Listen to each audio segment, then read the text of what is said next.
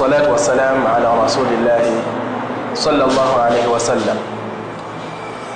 ennaku zino tuwangalira mu mbeera y'okuba nti tuwangalira mu kutya, era tuwangalira mu mbeera y'okuba nti tetulina ssente bulungi, era tuwangalira mu mbeera ey'okuba nti Allah abasizza ebengera bye ng'enkuba tubeera mu kweraliikirira.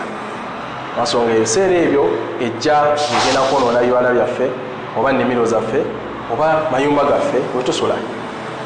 Naye olunaku olwaleero njagadde tugabaneko solution egenda okujjayo byonna byonna ng'etunaaba tukyekutteko Allah agenda kuba nga akyusiza embeera yonna yonna. Mu kyafaayo kya Nabbi Nuh alayhi salatu wassalam, era mu sura ye eyitibwa suratu Nuh, yabeera nga abantu bwe bajja eri gy'ali nga bagezaako okumuloopera embeera eyali etandise okutabuka gye bali nga gye tulimu essaawa eno. Naye yabagamba nti istaghfiru rabbakum innahu kana ghaffara, mwere nga mweneeza Allah mmwe subhanahu wa ta'ala omulezi wammwe, lwansonga nti ye kuva dda musonyi, lwansonga kuva dda ye asonyiwa amazambi gaffe ge tukola. Nabagamba nti munaaba mukoze ebyo yurusili samaa alaykum midrara, agenda kubeera nga abasiza enkuba, enkuba eyo ng'erimu emirembe, enkuba etagenda kuwonoonera amalimiro gammwe, era enkuba etagenda kwonoona amayumba gammwe.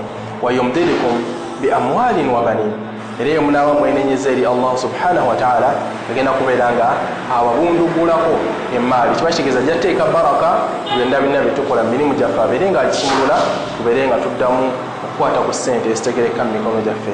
Wa banin, era agenda kuba nga atugabirira abaana abalongoofu, si kutuwa abaana bagenda kutumalako mirembe, wabula abaana abagenda okuba nti omuntu naye asobola okubeera nga abenyumirizaamu. Nabwe ekyo baganda bange tubeere nga twekwataku al istighfar, tubeere nga twenyumiza ewa Allah subhanahu wa ta'ala, fahuwa sababu, lwansonga y'ensonga li maghfirati dhunub, ey'okuba nti Allah agenda kubeera nga tusonyiwa amazambi gaffe ge tukola.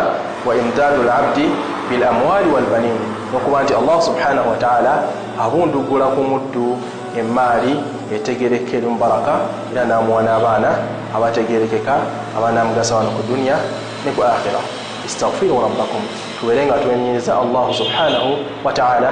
Assalamu alaikum wa rahmatullahi wa barakatuh.